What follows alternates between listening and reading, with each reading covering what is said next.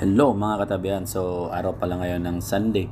So iluluwir pala namin ngayon ang aming rescue boat. So andito pala ngayon tayo ngayon sa Barbados. Ang Barbados po mga katabihan ay kilala siyang tourist destination ng Caribbean. So itong drill na to ay hindi kami lahat, so kung sino lang available. So ang drill na to ay pinangunahan ng aming security officer, or siya na rin yung overall safety officer, si Chief Meat. Ayan guys, si Chief Meat guys, napaka-humble yan. Hindi mo akalain na siya yung parang si Chief Meat siya. Siya napaka-pugi pang tao niyan. Alam lahat dito yung mga laro-laro dito.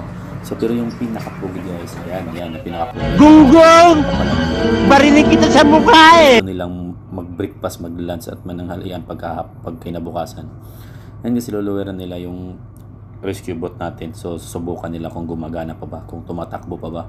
Baka hindi na to tumatakbo. And kasama namin dito sila Buson, si third admin siya yung taga-record sa drill ito.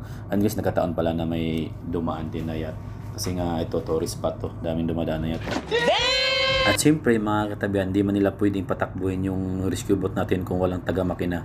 So walang in charge ng makina. So ayan, pinadala nila yung pinakapugi nating third engineer na si Ian J. Kasama niya yung kalita nila na si Eduardo. So ayan guys, dito lang nakastambay lang dito si katabihan sa gilid nila at kinukunan yung mga anong pinanggagawa nila. So di bali guys, so pagka tapos nito mababa nila, so iiwanan ko na sila. A few So ito na mga moments katabihan, later. nakasakay na silang apat, si Chief Officer, isang AB na magtitimon, si third engineer na in charge sa makina, at saka si Decadit, isang VIP passenger. Engine cadet pala yan, isang VIP passenger. So ayan guys, kondisyon na pala makina. So nakita na natin na kung gaano kondisyon, kung gaano ka mabilis. So ayan guys, babalik na yung inyong katabihan sa kusina para ipagluto itong mga nagdrill. Siguradong mga gutom yan. So salamat sa panonood. See you in my next vlog.